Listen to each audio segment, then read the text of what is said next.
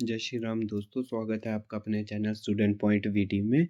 I hope आप सभी लोग अच्छे होंगे। तो हम एचपी टेट के लिए केमिस्ट्री का क्रैश कोर्स कर रहे हैं, जिसमें हम 25 डेज़ में सारे ही टॉपिक को कंप्लीट करेंगे।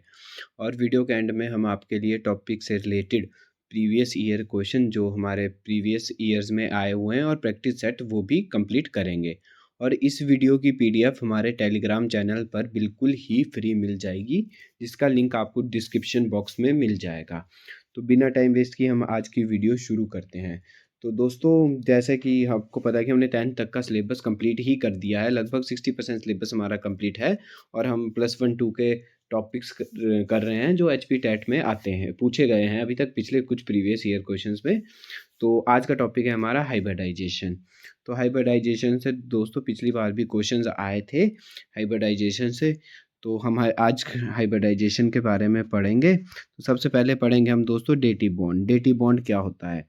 ठीक है दोस्तों, also known as a dative bond को हम कोऑर्डिनेशन बॉन्ड भी बोलते हैं। ये फॉर्म होता है हमारा कोवलेंट रिलेशनशिप से, which electron form a covalent relationship in which electron form the same atoms are shared.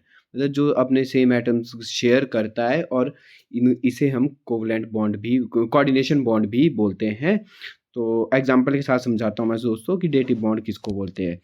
दोस्तों मान लो NH4 पॉजिटिव हमारा डेटिव बॉन्ड है। ठीक है दोस्तों, एग्जांपल याद रखना, H3O पॉजिटिव हमारा डेटिव बॉन्ड है। तो दोस्तों ये कैसे पता चलता कि हमारे को इसमें डेटिव बॉन्ड है या नहीं? तो मैं आपको ये बताता हूँ कि देखो दोस्तों, पहले NH3 देखो, NH3 मॉलिक्यूल्स है। तो जो हमारा N मॉलिक्यूल्स है वो कितने हाइड्रोजन के साथ कनेक्ट है? 1 2 3। तो N बॉन्ड कितने? 3 3 3 ही अपने को बॉन्ड बनाता है, नाइट्रोजन बॉन्ड। और इसमें क्या होता है दोस्तों? एक लोन पेयर होता है। पर जब इसमें दोस्तों एक H पॉजिटिव या एक H पॉजिटिव ये जब अपने लोन पेयर इसके साथ शेयर करेगा, तो दोस्तों ये बन जाता है NH4। ठीक है, तो ये क्या बन गया दोस्तों? NH4 बन गया। तो मतलब एक बॉन्ड, दो बॉन्ड, ये 3 बॉन्ड। और जो चौथा बॉन्ड था वो किसके साथ बनाया इसने? एक हाइड्रोजन के साथ, H पॉजिटिव के साथ चौथा बॉन्ड बनाया था। जो H पॉजिटिव के साथ बॉन्ड बनाएगा, ये वाला बॉन्ड कौन सा होगा दोस्तों? डेटिव बॉन्ड होगा। इसे हम क्या बोलते हैं? डेटिव बॉन्ड बोलते हैं। दोस्तों समझ आ गया? चलो एक और एग्जांपल करते हैं, आपको और अच्छे से क्लियर हो जाएगा कि डेटिव बॉन्ड किसे बोलते हैं। दोस्तों मान लो हमारे पास H2O है। दोस्तों क्या है? H2O है। तो H2O का स्ट्रक्चर क्या होता है? ऑक्सीजन, एक ऑक्सीजन और दो हाइड्रोजन, एक ऑक्सीजन एक हाइड्रोजन, एक हाइड्रोजन। और ऑक्सीजन पे कितने लोन पेयर होते हैं? एक एक लोन पेयर, और ये दो लोन पेयर होते हैं दोस्तों। हाइड्रोजन पे कितने बॉन्ड? दो के। ऑक्सीजन पे कितने लोन पेयर होते हैं? दो बॉन्ड, दो लोन पेयर होते हैं, क्योंकि और 8 इसका ऑक्टेट होना चाहिए। तो 1 2 3 4 5 6 7 8, 8 इसका ऑक्टेट होता है। तो ये हमारा H2O का मॉलिक्यूल है। ठीक है, पर जब इसके साथ H पॉजिटिव दोस्तों, जब इसके साथ H पॉजिटिव रिएक्ट करता है तो ये क्या बनाता है? H3O पॉजिटिव बनाता है। तो ये क्या करता है दोस्तों? देखो, ये था हमारे पास ऑक्सीजन। ठीक है, एक हाइड्रोजन यहाँ था, एक हाइड्रोजन यहाँ था, ये इसके साथ पास, इसके बाद दो लोन पेयर थे। ठीक है, जब इसके साथ H positive bond H positive लगता है तो ये इस अपने लोन पेयर, ऑक्सीजन अपने लोन पेयर H पॉजिटिव के साथ शेयर कर लेता है। तो दोस्तों अब क्या बनेगा? ऑक्सीजन। अब एक लोन पेयर तो वैसे ही रहेंगे, एक H पॉजिटिव, एक H, दूसरा AH और ये तीसरा H। पर जो ये जो बॉन्ड बना जिसने अपने लोन पेयर के साथ शेयर किए थे, ये वाला, इसी को हम बोलते हैं दोस्तों डेटिव बॉन्ड। इसको क्या बोलते हैं हम? डेटिव बॉन्ड या कोऑर्डिनेशन बॉन्ड बोलते हैं दोस्तों। पिछली बार भी इससे क्वेश्चन आया था प्रीवियस, जो हमारा 2023 का दिसंबर का पेपर था। उसमें दोस्तों ये हमारे पास मॉलिक्यूल दिए थे 4, इनमें से बताना था कि कौन सा डेटिव बॉन्ड फॉर्म करता है। ठीक है, तो दोस्तों NH3 तो करेगा नहीं, क्योंकि इसके पास लोन पेयर वैसे ही रहता है। BaCl2 भी अपना ऑक्टेट पूरा करता है। N2 भी एक कोवलेंट बॉन्ड बनाता है, N ट्रिपल बॉन्ड N। जो हमारे पास SO3 है, ये हमारे पास डेटिव बॉन्ड बनाता है। ठीक है दोस्तों, तो आई होप आप सभी को समझ आ गया कि डेटिव बॉन्ड कैसे बनते हैं। मैंने इसका एग्जांपल भी करवाया आपको। ठीक है, तो नेक्स्ट बढ़ते हैं हम डाइपोल मूवमेंट की तरफ। डाइपोल मूवमेंट क्या होता है दोस्तों? डाइपोल मूवमेंट होता है हमारे पास the product of magnitude of positive और negative charge and distance between centre of positive and negative charge is called dipole movement. ठीक है दोस्तों, ये क्या होता है कि हमारे पास जो चार्ज और उनके बीच जो उनका डिस्टेंस होता है उसे हम क्या बोलते हैं? डाइपोल मोमेंट बोलते हैं। The product of magnitude of positive और नेगेटिव चार्ज और उनके बीच का डिस्टेंस जो होता है पॉजिटिव और नेगेटिव चार्ज का, उसे हम क्या बोलते हैं, डाइपोल मोमेंट बोलते हैं दोस्तों। इसकी यूनिट पढ़ लेना, इसकी यूनिट प्रीवियस ईयर्स में आई हुई है कि जो हमारा डाइपोल मोमेंट है उसकी यूनिट क्या होती है दोस्तों। तो डाइपोल मोमेंट की यूनिट होती है दोस्तों डे बाय, DABYE। ठीक है दोस्तों, यहाँ मैंने लिखी भी है। डाइपोल मोमेंट की यूनिट क्या होती है, डे बाय। ठीक है, डाइपोल मोमेंट क्या होता है कि जो हमारे पास प्रोडक्ट होता है किसका, पॉजिटिव और नेगेटिव चार्ज और उनके बीच का जो डिस्टेंस है, उनके बीच का प्रोडक्ट जो होता है उसे हम क्या बोलते हैं, डाइपोल मोमेंट बोलते हैं। ठीक है दोस्तों, नेक्स्ट हमारे पास पोलर मॉलिक्यूल्स और नॉन पोलर मॉलिक्यूल्स क्या होते हैं। तो पोलर मॉलिक्यूल्स होते हैं दोस्तों हमारे पास कि when a bond is found between to similar atom, is क्या होते हैं, या तो सिमिलर एटम होते हैं पर जो शेयर करते इक्वल जो share pair of electron is equally distributed. जैसे मैं एग्जांपल से समझाता हूँ दोस्तों कि मान लो मेरे पास 10 टॉफीज है। ठीक है, तो एक मेरा छोटा भाई है, मैंने उसको क्या कर दी, 5 टॉफीज दे दी। ठीक है दोस्तों, और 5 अपने पास कर, 5 ट्रॉफी अपने पास रख ली। तो 5 ट्रॉफी हमारे पास हमने क्या किया, इक्वली शेयर किया। ठीक है, और सिमिलर एटम्स होने चाहिए। ठीक है, जैसे मान लो H2 मॉलिक्यूल्स हमने इक्वली शेयर की अपने इलेक्ट्रॉन्स, अपनी ट्रॉफी इक्वली शेयर की, मतलब इलेक्ट्रॉन जो इक्वली शेयर करते हैं वो मॉलिक्यूल्स क्या होते हैं दोस्तों, नॉन पोलर होते हैं। जैसे मान लो हाइड्रोजन है एक, तो हाइड्रोजन के पास एक था, ऑक्सीजन का भी एक था, तो एक इन्होंने अपने एक एक इलेक्ट्रॉन आपस में शेयर किया और एक बॉन्ड बना दिया। ठीक है, तो एक तो सिमिलर एटम थे और ऊपर से जो इलेक्ट्रॉन शेयर किए वो क्या किए, इक्वली शेयर किए। तो ऐसे मॉलिक्यूल्स को हम क्या बोलते हैं दोस्तों, नॉन पोलर मॉलिक्यूल्स बोलते हैं। अब है हमारे पास पोलर मॉलिक्यूल्स, किसको बोलते हैं। पोलर मॉलिक्यूल्स ऐसा होता है, मान लो मेरे पास 10 टॉफी थी, तो मैंने अपने भाई को 3 ही टॉफी दी, बोला उसको कि तू छोटा है। ठीक है, और अपने पास कितनी रखी, 7 टॉफी रख ली क्योंकि मैं बड़ा हूँ। ठीक है दोस्तों, तो इसमें जो हमारे पास शेयरिंग हुई वो अनइक्वली होती है दोस्तों। ठीक है, शेयरिंग क्या हुई, डिफरेंट अनइक्वल हुई। और दोस्त मैं हाईली इलेक्ट्रोनेगेटिव था, इसलिए उसको क्या करें, छोटे को मेरी बात माननी पड़ी, वो 3 टॉफी में ही मान गया क्योंकि मैं क्या था, बड़ा था, मतलब मेरे में इलेक्ट्रोनेगेटिविटी ज़्यादा थी। ठीक है, तो जो इलेक्ट्रोनेगेटिव ज़्यादा होता है वो अपने पास क्या रखता है, ज़्यादा इलेक्ट्रॉन रखता है। ठीक है दोस्तों, तो आई होप आपको पोलर कोवलेंट बॉन्ड भी समझ आ गए होंगे। तो देखो, the when bond is found between two different atom होने चाहिए and share pair of electron get displace more highly electronegative item.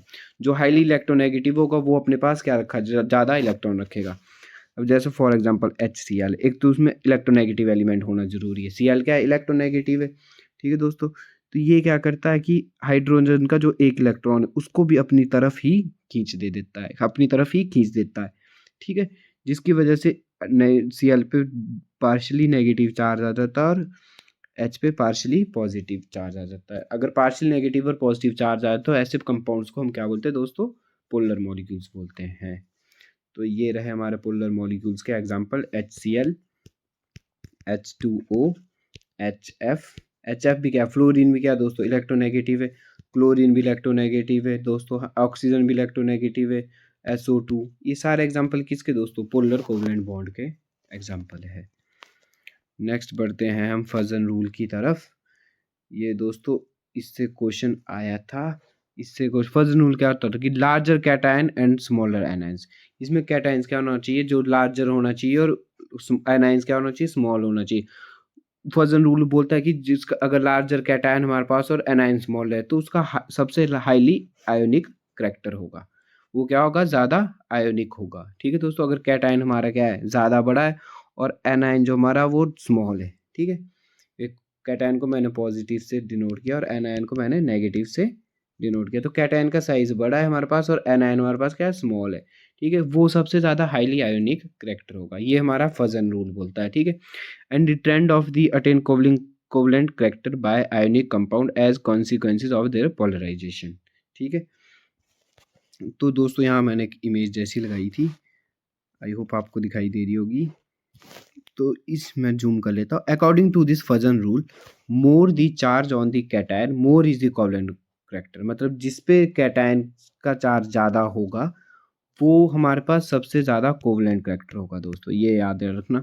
जैसे इन्होंने एग्जांपल लिया था और यही एग्जांपल कई बार ऑप्शन में पूछ देते हैं, LiCl, BeCl2, BeCl3 और CCl4। तो दोस्तों इसमें चार्ज कहाँ पे, कैटायन का चार्ज किस में ज़्यादा है, लिथियम, बेरिलियम, बोरोन या कार्बन। तो कैटायन का चार्ज दोस्तों किस में ज़्यादा, कार्बन में ज़्यादा है। तो जिसके पास कैटायन का ज़्यादा चार्ज होगा, मोर the charge on the cation more the covalent character, इनमें से कोवलेंट कैरेक्टर किसका सबसे ज़्यादा होगा, CCl4 का कोवलेंट कैरेक्टर ज़्यादा होगा। इसलिए CCl4 का दोस्तों यहाँ देखो कोवलेंट कैरेक्टर क्या है, ज़्यादा है, और LiCl का क्या है, कम है। ठीक है दोस्तों, ये समझ आ गया आपको।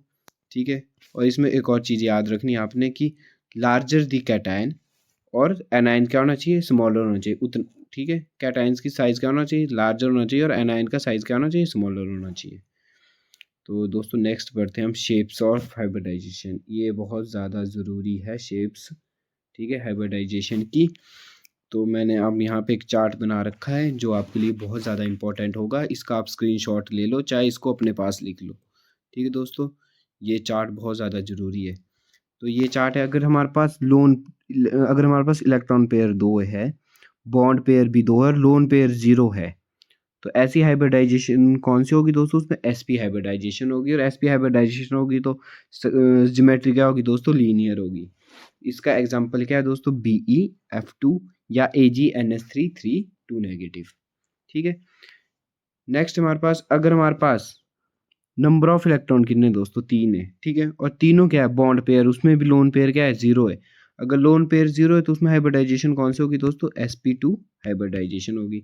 जैसे इसका एग्जांपल क्या है sp2 का, BF3 AlCl3। ठीक है, और उसमें ज्योमेट्री कौन सी होगी दोस्तों, ट्राइगोनल प्लेनर।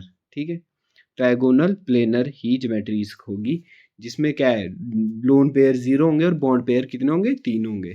ठीक है दोस्तों, इसके बाद हम एग्जाम्पल भी करेंगे, उसमें आपको अच्छे से समझ आ जाएगा कैसे हम ज्योमेट्री बनाते हैं और कैसे इसके बॉन्ड पेयर और लोन पेयर बताते हैं।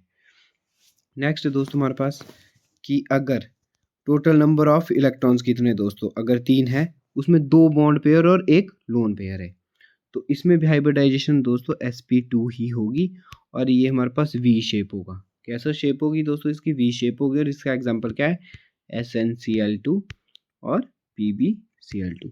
दोस्तों मैंने एग्जांपल बहुत अच्छी बुक से ले रखे हैं, तो हो सके तो इसका स्क्रीनशॉट आप एक बार ले लेना, जो आपके लिए बहुत ज़्यादा इम्पोर्टेंट रहने वाला है। ठीक है, तो नेक्स्ट हमारे पास, अगर हमारे पास बॉन्ड पेयर 4 है और लोन पेयर 0 है, तो हाइब्रिडाइजेशन होगी sp3।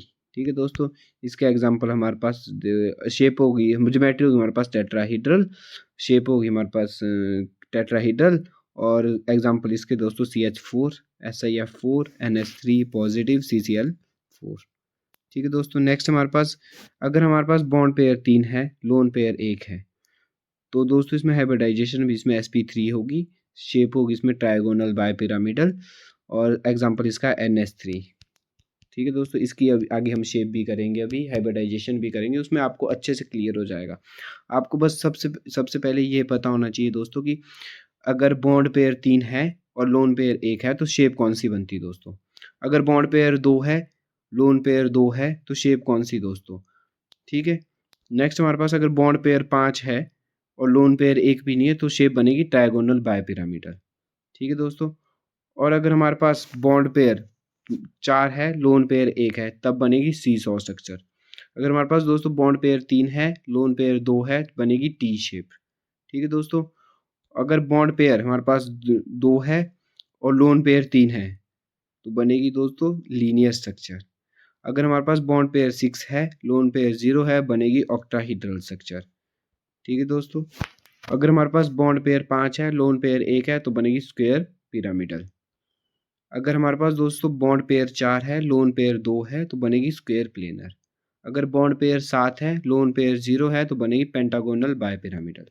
ठीक है दोस्तों, ये हमारे को पता होना चाहिए, आप इसका एक बार स्क्रीनशॉट ले ले, चाहे अपने पास लिख ले इसको। ठीक है दोस्तों, अगर हमारे को ये पता लग गया कि शेप कौन सी है, तो आप हाइब्रिडाइजेशन आराम से कर सकते हो। तो नेक्स्ट पढ़ने वाले हैं हम हाइब्रिडाइजेशन। ठीक है दोस्तों, यहाँ पे मैंने एक टेबल बना रखा है, ये भी बहुत ज़्यादा इंपॉर्टेंट है। ठीक है दोस्तों, अगर sp हाइब्रिडाइजेशन है तो एंगल कौन सा होगा दोस्तों। अगर हमारे पास sp हाइब्रिडाइजेशन है तो एंगल कौन सा होगा दोस्तों, एंगल होगा हमारे पास 180 डिग्री। अगर हमारे पास sp2 हाइब्रिडाइजेशन तो एंगल होगा 120। अगर हमारे पास sp3 हाइब्रिडाइजेशन एंगल होगा 109.5, शेप होगी टेट्राहीड्रल। और अगर हमारे पास sp3d हमारे पास ज्योमेट्री है, हाइब्रिडाइजेशन है, तो एंगल होगा 120 और 90 डिग्री, शेप होगी ट्रायगोनल बायपिरामिडल। ठीक है दोस्तों, अगर हमारे पास sp2 हाइब्रिडाइजेशन और एंगल 120 तो शेप होगा हमारे पास बेंट। ठीक है, अगर हमारे पास sp3 हाइब्रिडाइजेशन एंगल 109.5 है तो इसमें भी शेप होगी बेंट। ये टेबल भी दोस्तों बहुत ज़्यादा ज़रूरी है। तो अब हम करेंगे सिग्मा बॉन्ड और पाई बॉन्ड। इसके बाद हम आपको हाइब्रिडाइजेशन भी कराना सिखाएंगे कि कैसे हाइब्रिडाइजेशन होती है। तो उससे पहले हम सिग्मा बॉन्ड और पाई बॉन्ड समझ लेते हैं क्या होते हैं। सिग्मा बॉन्ड होते हैं दोस्तों is found by end to end overlapping, जिसमें एंड ओवरलैपिंग होती है तो उसको क्या बोलते हैं हम सिग्मा बॉन्ड। और जिसमें दोस्तों साइड वाइज ओवरलैपिंग होती है उसमें क्या बोलते उसको बोलते हैं हम pi bond. End to end का मतलब दोस्तों मान लो एस ऑर्बिटल की शेप कितनी होती है। ठीक है दोस्तों, सर्कुलर शेप होती है। अगर दो एस मॉलिक्यूल्स आपस में कंबाइन कर रहे हैं तो एंड टू एंड क्या हुआ, इसका एंड यहाँ जैसे हुआ दोस्तों, इसका एंड यहाँ जा रहा हो, तो एंड टू एंड क्या बनेगी, ऐसे बन जाएगी दोस्तों। ठीक है, एंड टू एंड ओवरलैपिंग होगी तो ये जो बॉन्ड बनेगा दोस्तों ये क्या होता है, सिग्मा बॉन्ड होता है। नेक्स्ट है हमारे पास एस पी ओवरलैपिंग, ये सिग्मा बॉन्ड के टाइप्स हैं। तो एस की शेप क्या होती है दोस्तों, सर्कुलर। पी की क्या होती है, डम्ब बेल। ठीक है, तो दोस्तों ये क्या होता है, एंड डम्ब बेल का एंड या तो और ये। ठीक है, तो डम्ब बेल ओवरलैपिंग हो जाएगी इनके बीच, तो ये बन जाएगी हमारे पास शेप दोस्तों सर्कल। ये तो ये जो शेप बनी हमारे पास ये क्या है, एस पी ओवरलैपिंग। अगर पी पी ओवरलैपिंग होगी तो दोस्तों दो डम्बल होंगे। ठीक है, तो पी पी ए पी ये इसका एंड है तो दूसरे का एंड भी यही होगा, तो दोस्तों ये इसकी शेप बन जाएगी। ठीक है दोस्तों, ये क्या बन गया, इसमें पी पी ओवरलैपिंग हो गया। ठीक है, तो जो एंड टू एंड ओवरलैपिंग होती है उसको क्या बोलते हैं हम, सिग्मा बॉन्ड बोलते हैं। और नेक्स्ट हमारे पास पाई बॉन्ड। पाई बॉन्ड किसको बोलते हैं, जिसमें साइड वाइज ओवरलैपिंग होगी दोस्तों। देखो जैसे पाई बॉन्ड क्या है, ये हमारे पास एस है। ठीक है, अब इसकी साइड वाइज ओवरलैपिंग कैसे होती है, दो एस है तो एंड तो इसके दोस्तों यहाँ हुए, एक एंड यहाँ हुआ, एक एंड हुआ, एक एंड यहाँ हुआ, एक एंड हुआ, पर ये क्या होते हैं, साइड से ओवरलैप करते हैं, मतलब यहाँ से ओवरलैप करते हैं, साइड वाइज ओवरलैपिंग। तो ऐसी ओवरलैपिंग को हम बोलते हैं पाई बॉन्ड। ठीक है, तो दोस्तों ये बन जाता है हमारे पास ऐसे, जैसी इसकी शेप होती है दोस्तों। ये देखो यहाँ जैसे ओवरलैपिंग हुई यहाँ जैसे, तो ऐसी ओवरलैपिंग को हम क्या बोलते हैं, पाई बॉन्ड। ये जो फॉर्मेशन होती है इसमें किसकी फॉर्मेशन होती है दोस्तों, पाई बॉन्ड की होती है, फॉर्मेशन होती है, जैसा कि आप यहाँ पे देख पा रहे हो वीडियो में यहाँ पे। ठीक है, तो ऐसे फॉर्मेशन को क्या बोलते हैं हम, पाई बॉन्ड बोलते हैं, जिसमें साइड वाइज ओवरलैपिंग होती है। नेक्स्ट हमारे पास sigma bond is stronger than pi bond. ये याद रखना दोस्तों, सिग्मा बॉन्ड स्ट्रॉन्गर होता है पाई बॉन्ड से। ऐसा क्यों होता है कि सिग्मा बॉन्ड स्ट्रॉन्गर होता है पाई बॉन्ड से, ऐसा इसलिए होता है दोस्तों। देखो जो पाई बॉन्ड होता है वो क्या होता है, साइड वाइज ओवरलैपिंग होती है। क्या होती है, साइड वाइज ओवरलैपिंग, मतलब यहाँ पे सिर्फ थोड़ा सा एरिया हमारे पास टच होता है दूसरे से। पर जो हमारे पास सिग्मा बॉन्ड होता है उसमें क्या होती है दोस्तों, एंड टू एंड ओवरलैपिंग होती है। मतलब इसमें जो एंड होता है हमारा वो काफ़ी पोर्शन एक दूसरे के ओवरलैप करता है। जो काफ़ी पोर्शन ओवरलैप करता है तो वो काफ़ी उसमें फोर्सेस से वो अट्रैक्ट करता है, तो काफ़ी फोर्सेस से अट्रैक्ट करता है तो उस बॉन्ड को तोड़ना भी मुश्किल होता है। इसलिए सिग्मा बॉन्ड क्या होता है दोस्तों, ज़्यादा स्ट्रॉन्गर होता है किससे, पाई बॉन्ड से। मतलब सिंगल बॉन्ड ज़्यादा stronger as compare to double और ट्रिपल बॉन्ड। ठीक है दोस्तों, अब पढ़ने वाले हैं हम हाइब्रिडाइजेशन। ये हमारा बहुत ही ज़्यादा इंपॉर्टेंट टॉपिक है। हाइब्रिडाइजेशन क्या होती है, the phenomena of intermixing of atomic orbital slightly different energy and give to new set of orbital have same energy. मतलब जो हमारे पास ये क्या होता है कि दो ऑर्बिटल हमारा इंटरमिक्स होते हैं आपस में जिनकी एनर्जी डिफरेंट है, पर जो नया एक तीसरा नया ऑर्बिटल बनाते हैं जिसकी एनर्जी क्या हो जाती है, सेम हो जाती है। ऐसी प्रोसेस को हम क्या बोलते हैं, हाइब्रिडाइजेशन बोलते हैं। अब इसका देखो सबसे पहले हाइब्रिडाइजेशन हमने NH3 मॉलिक्यूल्स की बताई है यहाँ पे दोस्तों। तो NH3 मॉलिक्यूल्स की हम हाइब्रिडाइजेशन सीखेंगे कि NH3 मॉलिक्यूल हाइब्रिडाइज कैसे करता है। तो दोस्तों NH3 सबसे पहले हमारे को NH3 में हमारे को नाइट्रोजन का इलेक्ट्रॉनिक नाइट्रोजन का एटॉमिक नंबर पता होना चाहिए दोस्तों। क्या होता है नाइट्रोजन का एटॉमिक नंबर, तो नाइट्रोजन का एटॉमिक नंबर होता है दोस्तों हमारे पास 7, जिसकी जनरल इलेक्ट्रॉन कॉन्फ़िगरेशन होती है 1s2 2s2 2p3, 2 2 4 5 6 7। तो p में कितने ऑर्बिटल हुए, तो p में कितने इलेक्ट्रॉन्स हुए 3, s में कितने हुए दोस्तों 2। तो हम यहाँ पे एक ग्राउंड स्टेट बनाते हैं। ये हमारे पास s है दोस्तों, p में कितने होते हैं हमारे पास 6 इलेक्ट्रॉन प्रेजेंट होते हैं। ठीक है दोस्तों, ये p में हुए। ठीक है, 2s 2p। ठीक ठीक है दोस्तों। तो 2s में कितने, 2 इलेक्ट्रॉन हमारे पास, एक ए और दोस्तों दूसरा ये, ठीक है। और पी में कितने हुए दोस्तों, पी में कितने होते, 1 2 और ये 3, ठीक है दोस्तों। अब हमारे पास किसकी निकाल रहे हैं हम हाइब्रिडाइजेशन, हम निकाल रहे हैं दोस्तों NH3 की। H के कितने मॉलिक्यूल्स लग रहे दोस्तों, 3 मॉलिक्यूल लग रहे। तो P में देखो दोस्तों 3 मॉलिक्यूल्स, 3 और इलेक्ट्रॉन आ सकते ना दोस्तों, यहाँ पे 3 इलेक्ट्रॉन, ठीक है। यहाँ पे 3 इलेक्ट्रॉन आ सकते हैं क्योंकि ये तो अभी खाली है P में, ठीक है। तो यहाँ पे एक इलेक्ट्रॉन H का आ जाएगा, दूसरा इलेक्ट्रॉन H का आ जाएगा, तो तीसरा इलेक्ट्रॉन H का आ जाएगा, ठीक है दोस्तों। 3 इलेक्ट्रॉन आ सकते हैं ना P में। तो ये क्या हो गया, इसकी हाइब्रिडाइजेशन हो गया NH3 की। पर दोस्तों जो हमारे पास बचा है यहाँ पे, ये हमारे पास क्या होता है दोस्तों, ये हमारे पास लोन पेयर होता है। जो हमारे पास फुली फील्ड, जिसने आगे रिएक्ट नहीं करवाया, वो क्या होता है दोस्तों, हमारे पास लोन पेयर रह जाता है। तो NH3 में कितना लोन पेयर है दोस्तों, एक लोन पेयर है, 2 इलेक्ट्रॉन है और एक पेयर एक ही है। तो कितने लोन पेयर दोस्तों, एक लोन पेयर है। जैसे कि यहाँ पे आप देख पा रहे होंगे, देखो दोस्तों एस में कितने, 2 इलेक्ट्रॉन्स भरे, पी में कितने थे, 3 भरे। अब एक्साइटेड स्टेट में क्या होता है दोस्तों, ये पी में कोई इसमें डी ऑर्बिटल तो है नहीं, क्योंकि 2s 2p होता है, 2d कभी एग्जिस्ट नहीं करता, 2s 2p होता है, 2d कभी एग्जिस्ट नहीं करता, ठीक है दोस्तों। ठीक है, तो 2s 2p हो गया, इसमें 2d करता नहीं, तो एक्साइटेड स्टेट में भी क्या सेम रहे। उसके बाद H के कितने मॉलिक्यूल्स है, 3 मॉलिक्यूल चाहिए हमारे को। NH3 में H के कितने, 3। यहाँ पे P के 3 खाली ऑर्बिटल, ठीक है, 3 ही भरे हुए ना, क्योंकि P में कैसे भरते हैं दोस्तों, 1 2 3 फिर 4 फिर 5 और फिर 6 ऐसे भरते हैं दोस्तों, ठीक है। और P में कितने भरे, 3 ही भरे अभी। P में कितने भरे दोस्तों, 3 ही भरे थे, 1 2 और 3 भरे, तो 3 खाली बचे। तो यहाँ पे क्या लग जाता है, एक H, दूसरा H और तीसरा H। और जो 2s का फुली फील्ड था पहले से, वो क्या बताता है, उसने बॉन्डिंग नहीं की दोस्तों। तो ये जो जिसने बॉन्डिंग नहीं की थी उसको क्या बोलते हैं हम, लोन पेयर बोलते हैं। तो इसमें कितना लोन पेयर है दोस्तों, एक लोन पेयर है। तो जिसमें बॉन्ड कितने बनाए दोस्तों, 3 बॉन्ड पेयर है, 3 बॉन्ड पेयर और एक लोन पेयर है। तो वो कौन सा स्ट्रक्चर बनाता है दोस्तों, पिरामिडल। कौन सा स्ट्रक्चर बनाता हो, पिरामिडल। ये मैंने अभी टेबल करवाया था आपको, यही तुम्हारे को इससे तो पता चला कि इसकी शेप कैसी थी, पिरामिडल थी। जिसमें 3 बॉन्ड पेयर और एक लोन पेयर हो, उसकी शेप क्या होती है दोस्तों, पिरामिडल होती है। तो इसकी शेप क्या है, हमारे पास पिरामिडल है, ज्योमेट्री इसकी पिरामिडल है। शेप इसमें कैसे बनती है, N, एक H, तीसरा ये H और एक क्या हो जाता है इसमें, लोन पेयर हो जाता है, ठीक है दोस्तों। और हाइब्रिडाइजेशन कितनी होगी दोस्तों, S फुल था, P भी फुल था, P में P के कितने थे, फुल थे, तो sp3 इसकी हाइब्रिडाइजेशन होगी दोस्तों। एक और एग्जांपल करेंगे, वो भी आपको बिल्कुल क्लियर हो जाएगा दोस्तों, ठीक है। तो अब हाइब्रिडाइजेशन करेंगे PCl5 की, किसकी दोस्तों, PCl5 की, जिसमें से फास्फोरस का एटॉमिक नंबर कितना होता है दोस्तों, 15 होता है, ठीक है। तो 15 होता है, तो इसकी हाइब्रिडाइजेशन क्या होगी, 1s2 2s2 2p6 3s2, कितने हुए दोस्तों, 2 2 4 6 4 10 2 12, और P में कितने आएंगे दोस्तों, 13 14 15। तो एटॉमिक नंबर फास्फोरस का कितना होता है, 15 होता है। तो इसकी इलेक्ट्रॉन कॉन्फ़िगरेशन लास्ट में कितनी आई दोस्तों, 3s2 3p3, ठीक है। तो हम बनाएंगे इसको 3s2, ये s ऑर्बिटल है, ये हमारे पास p ऑर्बिटल है। अब दोस्तों इसमें d ऑर्बिटल भी बनाते हैं हम, ठीक है दोस्तों।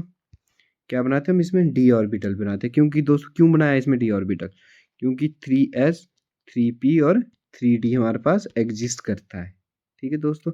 मुझे कमेंट बॉक्स में बताएंगे आप लोग कि 2d एग्जिस्ट क्यों नहीं करता, 3d एग्जिस्ट क्यों करता है, ठीक है दोस्तों। इसका आंसर आप मेरे को कमेंट बॉक्स में बताएंगे।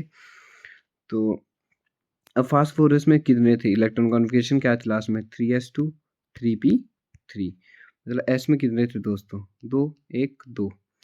P में कितने थे दोस्तों, 3। P में कितने थे दोस्तों, 3 थे, मतलब 1 2 और 3, ठीक है दोस्तों। अब हाइब्रिडाइजेशन किसकी निकाल रहे हैं हम, PCl5 की निकाल रहे थे। तो अब दोस्तों यहाँ पे तो 3 ही लग सकते इलेक्ट्रॉन, 3 ही इलेक्ट्रॉन लग सकते ना दोस्तों Cl के, एक क्योंकि 3 ही खाली P में। तो अब इसमें d ऑर्बिटल भी खाली होता है दोस्तों, क्या होता है, d ऑर्बिटल भी खाली होता है। तो अब इसमें क्या हो गया, कि अब इसमें Cl कितने चाहिए हमारे को, 5 चाहिए, तो इसमें तो है जगह 3 की लाइक। तो अब क्या हो जाता है, ये वाला इलेक्ट्रॉन क्या हो जाता है, एक्साइटेड हो जाता है d ऑर्बिटल को। क्या हो जाता है दोस्तों, ये वाला जो था s का वो क्या हो जाता है, एक्साइटेड हो जाता है d ऑर्बिटल को। अब कैसे बनेगा दोस्तों, ये बनेगा हमारे पास, देखो s में अब ये जो आगे चल, एक इलेक्ट्रॉन कहाँ चल गया, आगे चल गया, तो यहाँ पे कितने बचा, एक ही बचा। ठीक है दोस्तों, अब यहाँ पे p में तो 3 थे, तो 1 2 3 ही बचे। और d में कितना आ गया दोस्तों, d में 1 आ गया। d में कितना आ गया दोस्तों, 1 आ गया। ठीक है, अब दोस्तों कितनी जगह बची हमारे पास, Cl के कितने मॉलिक्यूल थे, 5 थे, तो पहला यहाँ लग जाएगा, दूसरा यहाँ लग जाएगा, तीसरा यहाँ लग जाएगा, चौथा यहाँ लग जाएगा और पांचवा यहाँ लग जाएगा। तो दोस्तों इसमें कोई ऐसा, तो पहले क्या था कि इसमें एक पूरा वही था 3s। ठीक है, पर एक कहाँ चल गया दोस्तों, एक्साइटेड स्टेट में चल गया आगे। अब इसमें जो हमारे पास अब सारे जो जितने भी थे वो सारे कौन से हुए दोस्तों, बॉन्ड पेयर हुए। कोई ऐसा रह तो नहीं गया जिसके साथ बॉन्ड नहीं बना दोस्तों। इसके साथ भी Cl का बॉन्ड बना, इसके साथ भी Cl का बॉन्ड बना, इसके साथ भी Cl का बॉन्ड बना, इसके साथ भी Cl का बॉन्ड बना, इसके साथ भी Cl का बॉन्ड बना। मतलब सारे क्या बने, बॉन्ड पेयर बने। तो इसमें बॉन्ड पेयर कितने बने, 1 2 3 4 5। बॉन्ड पेयर कितने बने दोस्तों, इसमें 5। और लोन पेयर एक भी नहीं, लोन पेयर कितने इसमें 0। तो जिसमें बॉन्ड पेयर 5 है, लोन पेयर 0 है, उसकी ज्योमेट्री क्या थी दोस्तों, क्या थी, इसका आंसर देंगे आप दोस्तों कमेंट बॉक्स में देंगे। इस उसकी ज्योमेट्री कितनी थी, अभी मैंने पीछे टेबल करवाया, लोन पेयर्स में 0 है। ठीक है, तो उसकी ज्योमेट्री कौन सी होगी दोस्तों। ठीक है, यहाँ देख लो आप कि p में देखो पहले कितने थे, 2 3 3s2 3p। अब यहाँ से एक इलेक्ट्रॉन क्या कर देता, जंप कर देता आगे d के लिए। ठीक है दोस्तों, तो यहाँ से एक इलेक्ट्रॉन जंप कराया तो इसमें बचा कितना, एक ही बचा। ठीक है, 3 वैसे ही p के, एक कहाँ चल गया, आगे चल गया। तो एक Cl इसके साथ लग गया, एक Cl इसके साथ लग गया, एक इसके साथ लग गया, एक इसके साथ लग गया और एक इसके साथ लग गया। और हाइब्रिडाइजेशन क्या होगी दोस्तों, s में एक दोनों फुल हो गए, p में कितने आए, 3 आए, d में कितने आए दोस्तों, एक ही आए, d में कितना है, एक ही ऑर्बिटल आया, तो sp3d। इसकी हाइब्रिडाइजेशन कितनी होगी दोस्तों, sp3d। बॉन्ड पेयर कितने होंगे दोस्तों, पांचों बॉन्ड पेयर है। ठीक है, 5। लोन पेयर इसमें 0 है क्योंकि सबके साथ क्या बॉन्ड बन रहा है। ठीक है दोस्तों, जो एक था भी वो भी कहाँ चल गया था, एक्साइटेड स्टेट में चल गया था आगे, तो सबके साथ बॉन्ड बन रहा है Cl का, तो लोन पेयर इसमें 0 हुए। तो ऐसे इसकी हाइब्रिडाइजेशन क्या हुई दोस्तों, sp3d। और शेप इसकी आप कमेंट बॉक्स में बताएंगे। अभी अभी हमने टेबल पढ़ा है कि जिसमें बॉन्ड पेयर 5 हो, बॉन्ड पेयर 5 हो और लोन पेयर 0 हो, तो उसकी शेप कितनी आती है। तो नेक्स्ट पढ़ने वाले हैं हम बॉन्ड ऑर्डर। बॉन्ड ऑर्डर क्या होता है कि it is the number of covalent bond present in molecules, कि कितने उसमें कोवलेंट बॉन्ड है प्रेजेंट, उसको क्या बोलते हैं, हम बॉन्ड ऑर्डर बोलते हैं। ये वाला क्वेश्चन आया था दोस्तों, ये ध्यान से देखना कि जो हमारे पास बॉन्ड पेयर है वो इनवर्सली प्रोपोर्शनल होते हैं किसके, बॉन्ड लेंथ के। ठीक है दोस्तों, ये याद रखना, जितना ज़्यादा बॉन्ड लेंथ जितना ज़्यादा बॉन्ड ऑर्डर उतनी कम बॉन्ड लेंथ। कई जगह दोस्तों बॉन्ड ऑर्डर दिया होता है, हमारे को बताना होता है इनमें से सबसे कम बॉन्ड लेंथ किसकी होगी। तो दोस्तों जितना ज़्यादा बॉन्ड ऑर्डर होगा उतनी कम बॉन्ड लेंथ होगी, या जितना ज़्यादा बॉन्ड लेंथ होगा उतनी कम क्या होगा, बॉन्ड ऑर्डर होगा। इनवर्सली प्रोपोर्शनल होते हैं दोस्तों ये आपस में। तो इसको तो इधर लिखा भी मैंने, higher the bond order the shorter is the bond length. ठीक है दोस्तों, और अगर जितना ज़्यादा बॉन्ड ऑर्डर होगा उतनी ज़्यादा बॉन्ड एनर्जी होगी। Bond order is directly proportional to bond energy. ये भी याद रखना दोस्तों कि जितना ज़्यादा बॉन्ड ऑर्डर होगा उतनी ज़्यादा बॉन्ड एनर्जी होगी। मतलब बॉन्ड एनर्जी भी इनवर्सली प्रोपोर्शनल हुई किसकी, बॉन्ड लेंथ के। ठीक है दोस्तों, ये दोनों तीनों रिलेशनशिप याद रखना, इससे क्वेश्चन बन जाता है। नीट में भी इससे क्वेश्चन बनते हैं काफ़ी, कि बॉन्ड ऑर्डर और बॉन्ड लेंथ से क्वेश्चन, या बॉन्ड एनर्जी या बॉन्ड ऑर्डर के बीच रिलेशनशिप क्या है। तो दोस्तों जितना ज़्यादा बॉन्ड ऑर्डर होगा उतनी कम बॉन्ड लेंथ होगी, और जितना ज़्यादा बॉन्ड ऑर्डर होगा उतनी ज़्यादा बॉन्ड एनर्जी होगी। ठीक है दोस्तों, रिलेशनशिप याद रखना।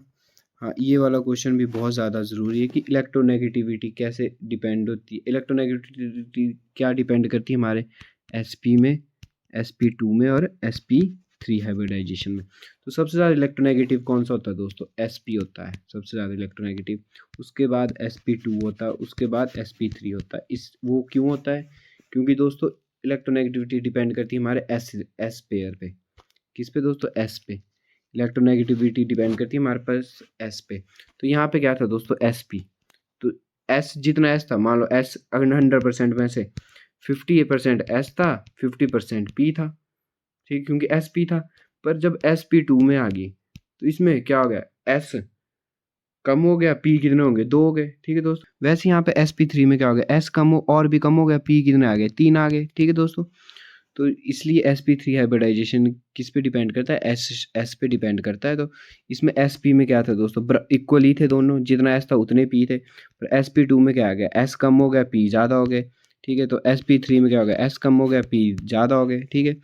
तो इसलिए एस पी हाइब्रिडाइजेशन सबसे ज़्यादा इलेक्ट्रोनेगेटिव होता है, फिर एस पी टू होता है, फिर एस पी थ्री होता है, ठीक है दोस्तों, ये याद रखना। अगला स्ट्रक्चर जिनॉन। जिनॉन के स्ट्रक्चर बहुत ज़्यादा ज़रूरी है, ये एग्ज़ाम में आते ही आते हैं, ठीक है। ये हमारे पास +2 का टॉपिक है, डी ब्लॉक एलिमेंट पे है जिनॉन वाले स्ट्रक्चर्स। तो इसको भी मैं हाइब्रिडाइजेशन में ही करवा दूंगा, जिनॉन वाले। आपका जितना भी सिलेबस बना है दोस्तों, सारा एनसीईआरटी को पढ़ के ही बनाया गया है। जितने भी हमने वीडियोस बनाएंगे सारे एनसीईआरटी को पढ़ के बनाई है। और जो भी आज तक एग्ज़ाम में पूछे गए हैं वो सारे क्वेश्चंस हमने डिस्कस किए थे, स्टडी किए थे, फिर आपका सिलेबस बनाया था। तो इसलिए दोस्तों बड़े ध्यान से इन वीडियोज़ को देखना। तो अब हम पढ़ने वाले हैं जिनॉन का F4 स्ट्रक्चर। जिनॉन F4 का स्ट्रक्चर, उसकी इलेक्ट्रॉन कॉन्फ़िगरेशन क्या होती है दोस्तों, 5s2। 5s2 जिनॉन की इलेक्ट्रॉन कॉन्फ़िगरेशन होती है 5s2 5p6, ठीक है दोस्तों। तो 5s2 क्या होता है दोस्तों, s में कितने होंगे, 2, p में कितने होंगे दोस्तों, 6 के 6 भरी होते हैं इसमें, 1 2 3 4 5। दोबारा बनाता हूँ दोस्तों स्ट्रक्चर।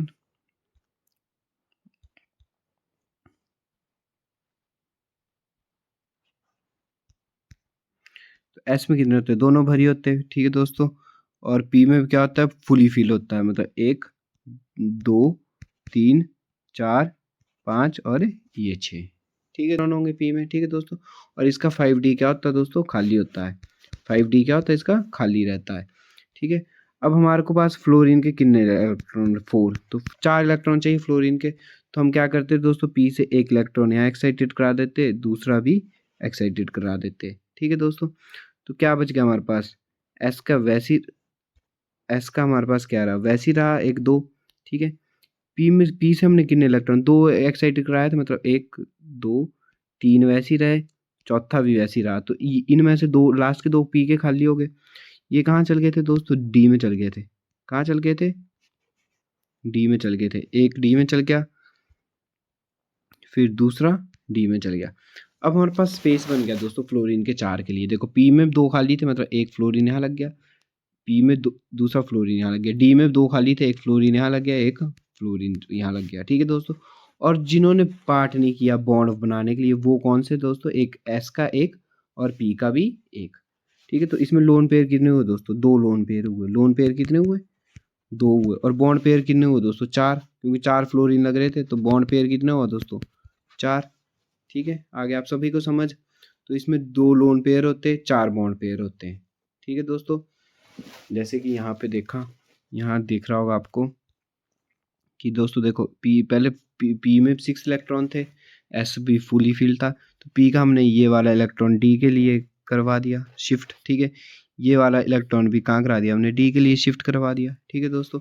अब पी में 2 इलेक्ट्रॉन की, पी में 2 इलेक्ट्रॉन की स्पेस बन गई, डी में 2 इलेक्ट्रॉन की स्पेस बन गई। तो एफ भी, एक एफ इसके साथ लग गया, एक एफ इसके साथ लग गया, एक एफ इसके साथ लग गया और एक एफ इसके साथ लग गया। तो एफ भी हमारे पास चारों लग गए।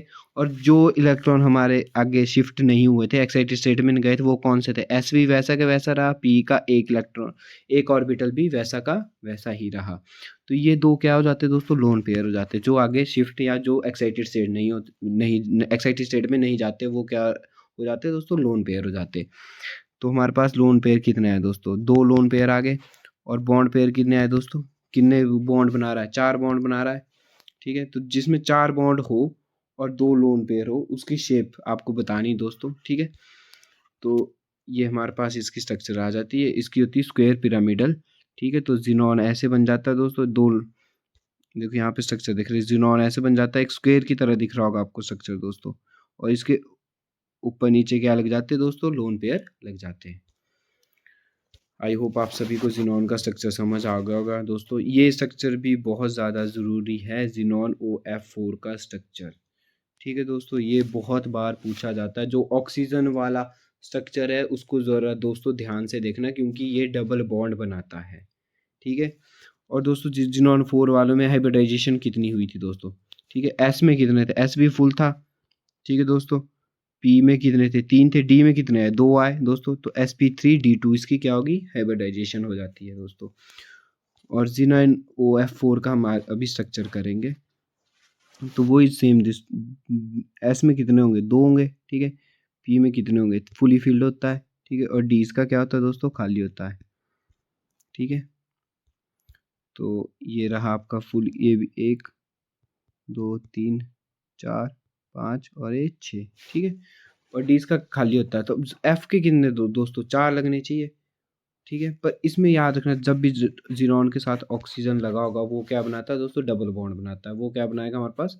डबल बॉन्ड बनाएगा। तो इसका हाइब्रिडाइजेशन ऐसे होती है दोस्तों कि ज़ीनॉन एस पी और ए डी, 3 4 2। ठीक है। इसमें दोस्तों एस का इलेक्ट्रॉन वैसे ही रहता है। पी के हमने तीनों इलेक्ट्रॉन एक्साइटेड करा दिए।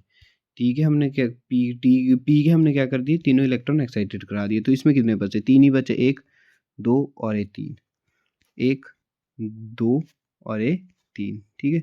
इसके तीनों इलेक्ट्रॉन कहाँ भेज दिए हमने दोस्तों? डी में भेज दिए। अब क्या हुआ हमारे पास कि अब एक एफ इसके साथ लग गया दोस्तों। एक एफ इसके साथ लग गया। एफ कितने? 4 है।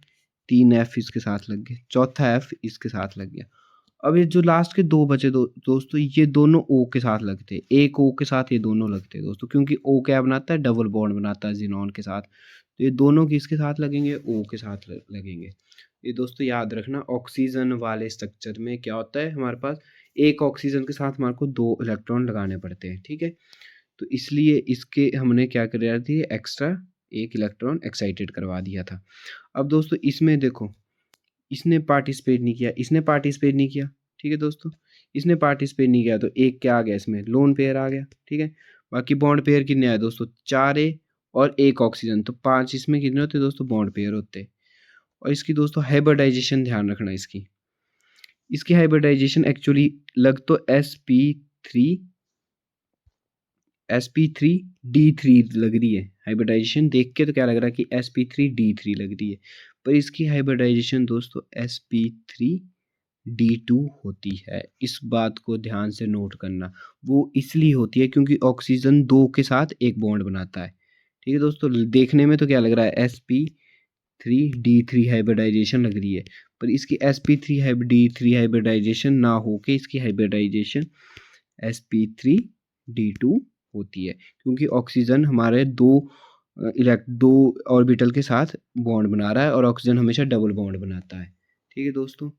तो ओ वाले स्ट्रक्चर ध्यान से बनाना। ज़ीनॉन के साथ जब भी ओ लगता है तो ओ हमेशा डबल बॉन्ड बनाता है, मतलब दो दो इलेक्ट्रॉन, दो ऑर्बिटल के साथ एक ओ लगेगा। इन दो के साथ एक ओ लगेगा, इन दो के साथ एक ओ लगेगा। तो ज़ीनॉन और ओ वाले स्ट्रक्चर ध्यान से बनाना। ठीक है दोस्तों। आई होप आप सभी को ये समझ आ गया होगा। अगर आपको नहीं समझ आ गया तो आप मुझे कमेंट बॉक्स में बता दें, मैं ज़ीनॉन वाले स्ट्रक्चर की दोबारा से एक शॉर्ट्स या वीडियो लेके आ जाऊँगा। ठीक है। तो दोस्तों इसमें कितने हुए? एक लोन पेयर था। ठीक है दोस्तों। तो इसकी शेप क्या होती है? ज़ीनॉन। और ज़ीनॉन क्या बनाता? डबल बॉन्ड बनाता ओ के साथ। बाकी इसके चारों कोणों पे क्या लग जाते? एफ लग जाते। 1 2 3 और ये 4 एफ। और एक नीचे क्या लग जाता है दोस्तों? लोन पेयर लग जाता है। तो इसकी ये क्या हुई दोस्तों? शेप हुई। और इसकी हाइब्रिडाइजेशन कितनी हुई दोस्तों? लगती है sp3d3 है, पर इसकी हाइब्रिडाइजेशन sp3d2 होती है, क्योंकि एक ऑक्सीजन के साथ 2 ऑर्बिटल लग जाते हैं, इसलिए इसकी हाइब्रिडाइजेशन sp3d2 रहती है। नेक्स्ट दोस्तों बेसिसिटी निकालने को आ जाता है। H3PO4 की बेसिसिटी कितनी होती है? तो बेसिसिटी का पता लगता है दोस्तों जितने उसमें OH ग्रुप होंगे। ठीक है। मान लो अगर आपके पास H3PO4 की बोल रहा है, तो दोस्तों फास्फोरस सबसे पहले लिखेंगे हम सेंट्रल एटम। फास्फोरस लिखा। हमेशा फास्फोरस के साथ एक डबल बॉन्ड बनाएंगे। एक क्या बनाएंगे? हमेशा डबल बॉन्ड O बनाएंगे। बाकी दोस्तों ओ कितने थे, 4 थे, एक लग गया तो दूसरा ओ, तीसरा ओ और चौथा ओ। ठीक है दोस्तों, 4 ओ थे और सभी ओ के साथ हम एच लिखेंगे। ठीक है दोस्तों, ये स्ट्रक्चर बनाना आ गया सबको। तो इसमें कितने ओ एच है दोस्तों, 3 ओ एच है। कितने ओ एच इसमें, 3 ओ एच है। ठीक है दोस्तों, तो 3 ओ एच है तो इसकी बेसिसिटी कितनी आ जाएगी, 3 आ जाएगी। ठीक है दोस्तों, अब अगर मान लो बोला होगा हमारे पास H3PO2 बोला होगा, H3PO2 बोला होगा, तो हम इसका स्ट्रक्चर कैसे बनाएंगे। हमेशा एच क्या बोला है दोस्तों, H3PO2 बोल रहा है, तो इसका स्ट्रक्चर कैसे बनाएंगे। पी हमेशा सेंटर में रखेंगे, एक हमेशा डबल बॉन्ड ओ बनाएंगे। ठीक है, एक हमेशा डबल बॉन्ड ओ बनाएंगे, बाकी जो ओ बचेंगे उनको सिंगल बॉन्ड रखेंगे। तो एक डबल बॉन्ड ओ बना दिया तो एक क्या बचा इसमें, सिंगल बॉन्ड बचा।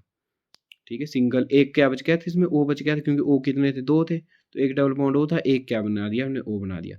बाकी एच कितने, ओ के साथ हमेशा क्या लिखेंगे, एच लिखेंगे। ठीक है दोस्तों, अब कितने एच बचे इसमें, 2 और एच बचे, एक ए एच और एक ए एच। तो इसके कितने ओ एच ग्रुप हुए इसमें, एक ओ एच ग्रुप हुआ, तो बेसिसिटी इसकी कितनी आ जाएगी, 1 आ जाएगी। ठीक है दोस्तों, अब सेम अगर पूछा होगा बेसिसिटी निकालने को H3PO3 की, तो कैसे निकालेंगे दोस्तों, सेंट्रल एटम लिखेंगे सबसे पहले P, इसके साथ क्या लिखेंगे, लिखेंगे डबल बॉन्ड O। किसकी निकाल रहे हैं हम, H3PO3 की। एक O लिख लिया, बाकी कितने O बचे, 2, तो एक O, साथ में इनके साथ H। तो दोस्तों कितने H थे, 3 H थे, तो 2 H तो लग गए, तो एक क्या लग जाएगा, सिंपल H। तो इसमें कितने OH ग्रुप आए, 2 आए, तो इसकी बेसिसिटी कितनी होगी दोस्तों, 2 होगी। तो आई होप आप सभी को ये बेसिसिटी निकालना आ गया होगा। ठीक है दोस्तों, ये कई बार एग्जाम में आ जाता है। तो अब हम पढ़ने वाले हैं इम्पोर्टेंट MCQs हमारे इस चैप्टर से रिलेटेड, जो हमारे प्रीवियस ईयर्स में भी आए हुए हैं और जो आ सकते हैं, प्रैक्टिस सेट भी यही है दोस्तों। ठीक है, तो पहला क्वेश्चन है हमारा, according to the Fajans rule covalent bonding is favourable for. Fajans rule के हिसाब से कोवलेंट बॉन्डिंग किस बेस पे होगी। तो दोस्तों इसका मैंने बताया था आपको आंसर की, अगर कैटायन स्मॉल होगा, लार्जर एनायन होगा, तो हमारे पास कोवलेंट बॉन्डिंग होगी। ठीक है दोस्तों, और अगर लार्जर कैटायंस होगा, स्मॉल एनायंस होगा, तो हमारे पास क्या होगा दोस्तों, लार्जर कैटायंस होगा तो और स्मॉल एनायंस होगा, तो क्या होगा हमारे पास, वो आयोनिक करैक्टर होता है। कोवलेंट बॉन्ड के लिए क्या होता है दोस्तों, स्मॉल कैटायन और लार्जर एनायंस। ठीक है, तो इसका आंसर क्या होगा, ए ऑप्शन। तो नेक्स्ट हमारे पास the number of sigma and pi bonds are, sigma pi bonds are, अच्छा दोस्तों इसमें बेंजीन होगा। ठीक है, बेंजीन में कितने सिग्मा बॉन्ड और कितने पाई बॉन्ड, ये तो दोस्तों कल भी किया था हमने क्वेश्चन अपनी पिछली वीडियोस में। तो इसका आंसर आप कमेंट बॉक्स में दोगे, अगर आपने मेरी पिछली वीडियो देखी होगी तो आपको इसका आंसर आप आराम से कर सकेंगे। ठीक है दोस्तों, इसमें कितने सिग्मा बॉन्ड और कितने पाई बॉन्ड होते हैं दोस्तों, यहाँ होगा बेंजीन। ठीक है, तो नेक्स्ट बढ़ते हैं हम नेक्स्ट क्वेश्चन की तरफ, what is the basicity of H3PO2। तो दोस्तों अभी अभी हमने निकाली इसकी बेसिसिटी, अभी मैंने जब बेसिसिटी निकाला तो H3PO2 की बेसिसिटी भी निकाली थी। तो इसका आंसर भी आप दोस्तों कमेंट बॉक्स में ही देंगे, और आप कमेंट में आंसर ज़रूर देंगे, मुझे ये तो पता चलता है कि आपको कितना समझ आ रहा है और कितना नहीं आ रहा, आप हमें फीडबैक ज़रूर दें। ठीक है दोस्तों, तो इसकी बेसिसिटी मैं यहाँ पे फिर से करवा देता हूँ कि एक पी लिखेंगे हम सेंट्रल एटम, साथ में एक डबल बॉन्ड और लिखेंगे। तो निकाल किसके लिए दोस्तों, H3PO2 की। तो 2 O थे, एक O लिख लिया हमने, एक क्या बच गया, O बच गया। ठीक है दोस्तों, बाकी एक O के साथ हम क्या लिखेंगे, हमेशा H लिखेंगे। बाकी अब कितने H बचे दोस्तों, 3 थे, एक H भी हो गया, तो दूसरा H और तीसरा H। तो कितने OH ग्रुप इसमें, एक OH ग्रुप पे, तो बेसिसिटी इसकी 1 आ जाएगी। ठीक है दोस्तों, तो how many lone pair of H2O molecules, इसका आंसर तो दोस्तों आप खुद दोगे।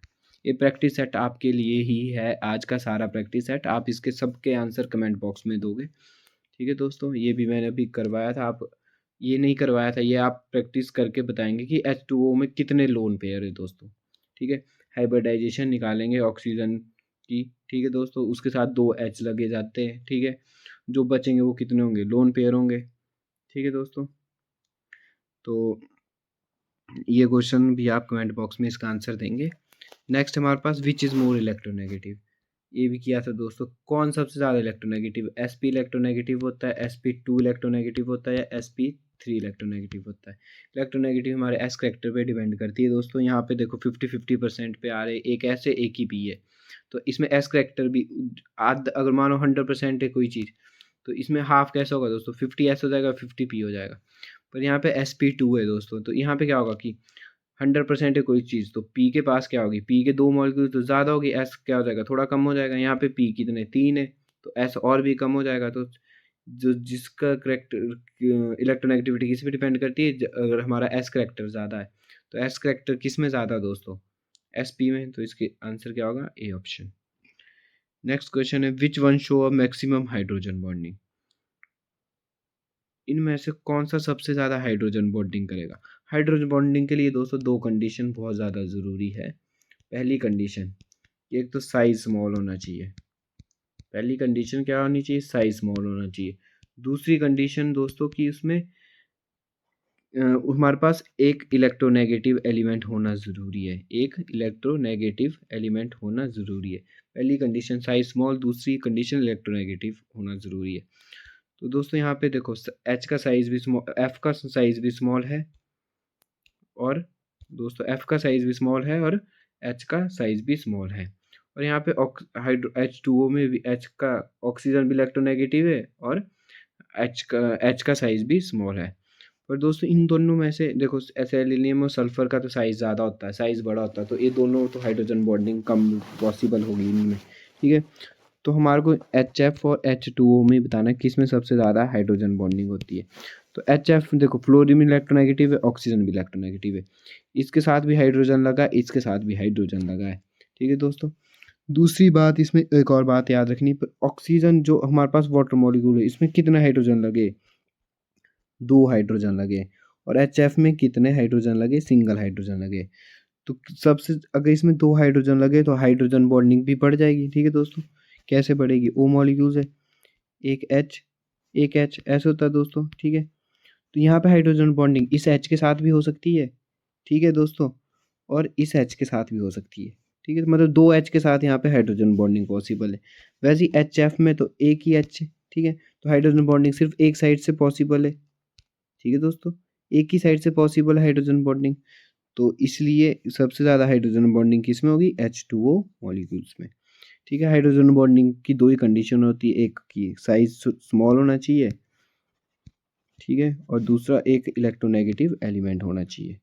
और हाइड्रोजन बॉन्डिंग कैसे होती है दोस्तों, मैं वाटर की बता देता हूँ आपको। देखो ऑक्सीजन है, ठीक है, एक H यहाँ लगता है, ऑक्सीजन का स्ट्रक्चर होता है, तो एक हाइड्रोजन इसके साथ क्या लगेगा दोस्तों, डॉटेड से हाइड्रोजन बॉन्डिंग O, ठीक है। O के साथ ये दूसरा मॉलिक्यूल है वाटर का, तो एक H मान लो यहाँ पे और एक H यहाँ पे, ठीक है दोस्तों। यहाँ भी इस साइड क्या लगेगा, O ही लगेगा, ठीक है। एक H यहाँ पे, एक H यहाँ पे, ठीक है दोस्तों। ऐसे ये हाइड्रोजन बॉन्डिंग है जो मैंने डॉटेड दर्शाई, डॉटेड बताई, ये हमारे पास हाइड्रोजन बॉन्डिंग है। देखो यहाँ पे क्या, एक इलेक्ट्रोनेगेटिव आ रहा है, एक क्या आ रहा है, इलेक्ट्रोपॉजिटिव।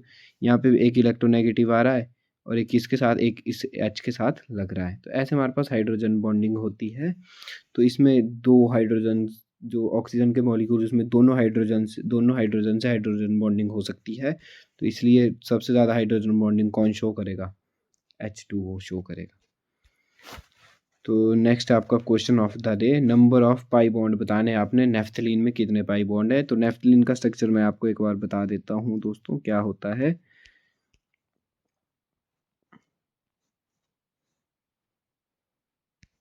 ये हमारे पास नेफ्थलीन का स्ट्रक्चर दोस्तों, मैं थोड़ा ढंग से बना देता हूँ। इसमें 2 बेंजीन एक साइड लगी होती है दोस्तों,